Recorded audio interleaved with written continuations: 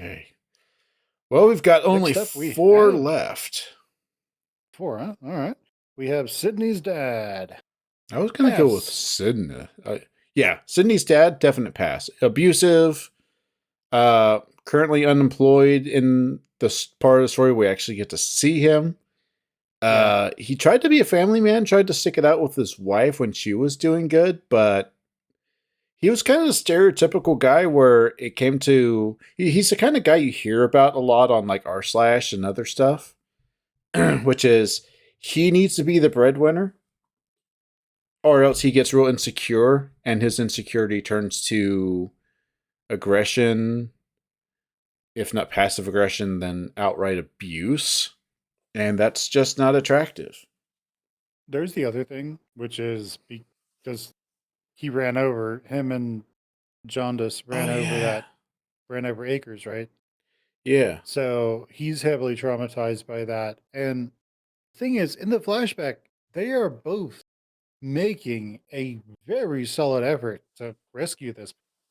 They are both freaking out about this person dying, right? Like they are both showing that they are indeed trying to be good people here.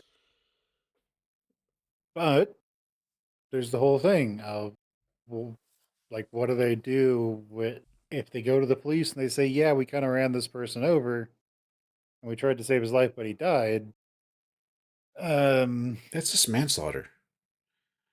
And plus, um, I always look at that and I was thinking this.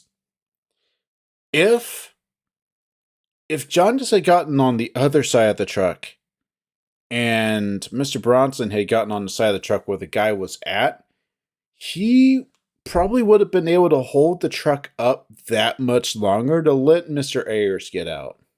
He probably would have gotten out if it was Bronson who was holding up the side of the truck where he was actually stuck. Because he was underneath the wheel well of one of yeah. the wheels. So I think it was the passenger side. And Jaundice was the one who got there. So he tried to lift up on the driver's side. He should have been on the passenger side because, hate to be stereotypical, but, it's biology. He's the guy. He's also kind of an outdoorsman. He probably has some more muscle mass and he'd probably be able to hold it up more. I mean, And yeah, so. But yeah, you're the right. main They were thing, trying to really hold up that truck. They were trying to get him out of there. If it's because they're just trying to be somewhat decent, or they just don't want to deal with the consequences of murder or vehicular manslaughter, you don't know.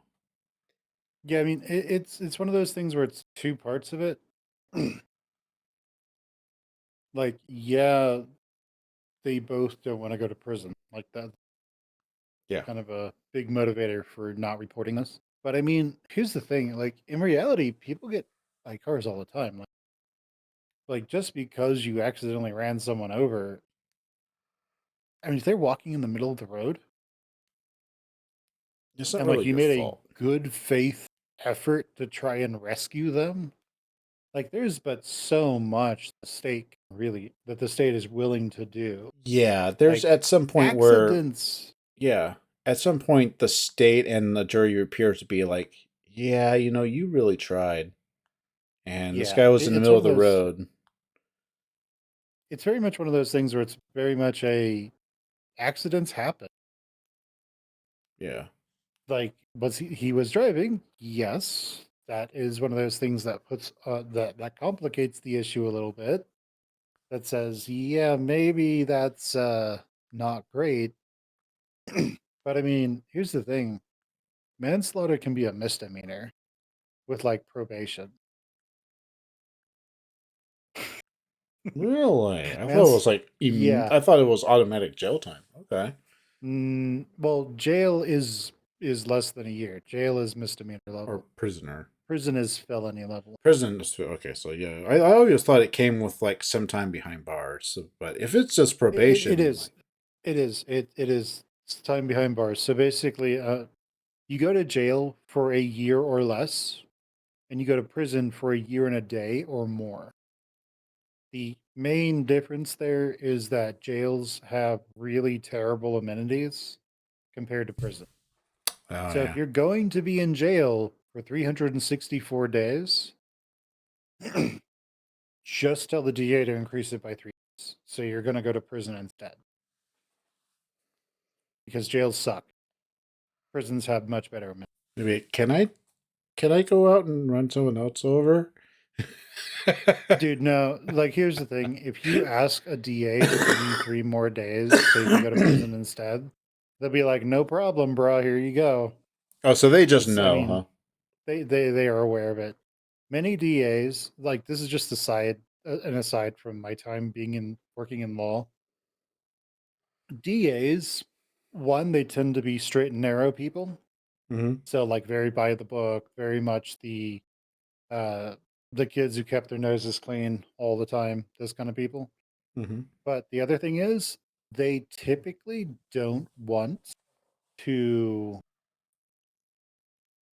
they, a lot of them burn out when they start to look at their job as being someone who is interfering, I guess, with people's lives, because most of the plea deals that people sign with them are not actually fair plea deals. Um, I imagine so it not. becomes you're kind of negotiating with people's lives here. So so a lot of DAs aren't don't necessarily like that part of their jobs. So a lot of them burn out and go into private practice or they go into defense. Well, yeah, I can imagine But because I've heard about how some of the uh, just some part of it when it comes to stuff like how long, like no, not how long, how much the bail. I think that's what it is. The bail is mhm. can be so much, even for like a relatively minor thing. It's like you're gonna wipe out my life savings just so I can get out and go to work. Like, This is actually the reason why a lot of states have just banned bail as having a price tag on bail. yeah, Instead, instead it becomes something where where a judge at a bail hearing makes a decision of, do I believe that you are someone who is going to run and or be a risk to society, or does the judge believe that you will actually attend court and yeah, you are not going to go and hurt other people? And if yeah. it's the latter, you're not going to be a danger to society, then they'll just grant you bail and you don't have to pay anything. Which If is they good. think you will be a danger, there is no bail. You just stay in jail until your Which is court date. smart because in from what I understand with a very limited amount of knowledge when it comes to like the whole legal system and looking into it, which is based on business law class. Uh, Judges in the United States and England, because we pretty much adopted their system, judges have a lot of say. Like there is like a bottom end and a top end of a range of what the punishment could be. And I think being able to pass or deny bail is just a natural extension of that because they already have a lot of authority to just use their judgment because someone could have like the minimum fine on something or if the judge thinks that this was like a genuine mistake and the person really fucked up and they didn't mean to. Okay, it was a one-time offense. You probably learned from this. You didn't mean to do it. You're not malicious. You tried to make it right. Minimum fine. Okay. But if this is someone who is an absolute asshole, disrespects the judge, basically, did everything wrong and continues to do everything wrong and shows no remorse, maximum fine and maybe just slap on a couple charges of contempt for their disrespect to the judge in the court. You It's did everything wrong. You did nothing correct. look at those eyes, though. But yeah, so this is a natural extension. I think it's. I like the idea of a judge being able to say that they can control whether or not you have bail or not. I mean, that's just a natural extension of it. So that's a great idea. Well, we are getting off track. Yeah, Sydney's just died. so Sydney's dad. He's someone who follows the kind of the typical male trauma pattern of not regress, but like emotionally isolate, emotionally harden, become really become really kind of mean as a result of that. This is how men typically respond to trauma. They become mean. Yeah. They become hyper independent. They want to live away from the state, especially if they think the state might be after them. Like if people get look suspicious, if they get suspicious that the state is kind of after them, they'll become very prepper-ish, very outdoorsy. Mm. You have this misguided belief that if the police ever decided to come after them, that they could just run off into the forest somewhere, live off the land forever with my family. You know, like there's also the thing he might be into, like he's Mormon, but he always talks about some compound. So there could be he could be like part of a Mormon cult offshoot. Ugh. But Mormons do tend to have a very strong victim mentality, us versus them thing. So yeah, could be a bunch of things. So Hey, he's oh, a pass for me. he's a pass. Yeah, he's a pass. I just don't like the All right, abuse.